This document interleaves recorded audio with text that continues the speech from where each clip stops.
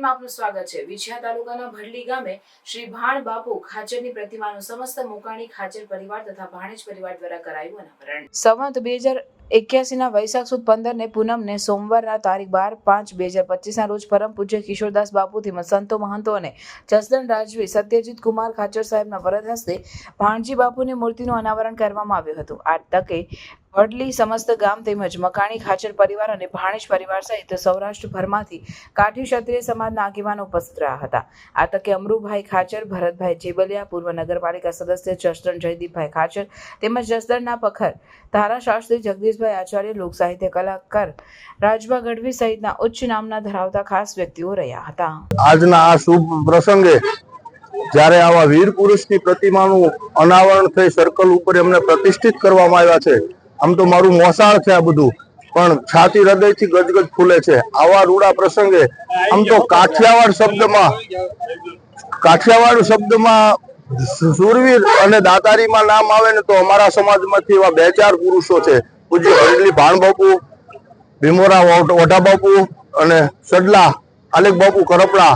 આમ તો ભીમોરા સ્થાપના છે, પણ આજે આ ભડલી સર્કલ ઉપર ભાણ બાપુની પ્રતિમાનું અનાવરણ કરી અને બધી જ યુવા ટીમ અને મોકાણી ડાયરાને મારા ખૂબ ખૂબ અભિનંદન।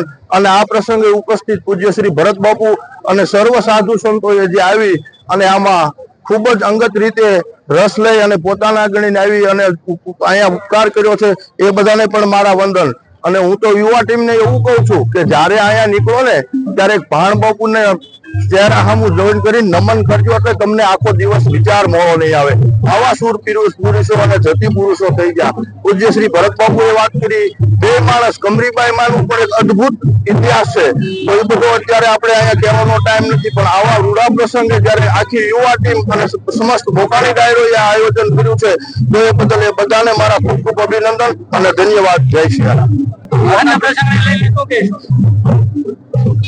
મારો જન્મ અહીંયા ભડલીમાં થયો છે। હું વકીલાત કરું છું। ભડલીની ઇતિહાસ તમે જુઓ તો મેં ઘણા દાખલાઓ અને ઘણા કિસ્સાઓ ભડલી વિશે જણાવાય।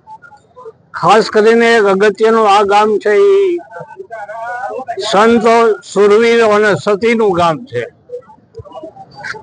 જ્યારે ગાયકવાડ સરકારની અંદરથી પેટ ઉઘરાવા નીકળતા એ વખતે કહેવત છે કે બાલાઓજી કરીને એનો સરદાર બધે ઉજી ઉઘડવા નીકળતો ત્યારે કે બાલા તારી બકરીનો કોઈને જ્યારે કાન ખરીયો હતો ખાઈ ગયો ભડલી વાળો ભાણ। ત્યારે એક ભાણ ખાચર જ આખા કાઠિયાવાડની અંદર હતા કે જેની સામે કરી શકે।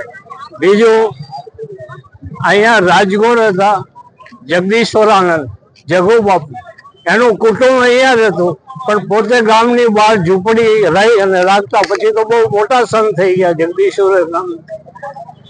બીજો એક એવો પણ કિસ્સો છે કે ભાણ ખાચરના ઘરવાળાએ રોટલા બનાવેલા બહુ સારા, બધા વખાણ કર્યા। ભાણ બાપુએ જરા મેણું માર્યું કે તો દાંત વાળા હોય એ રોટલા ખાઈ શકે।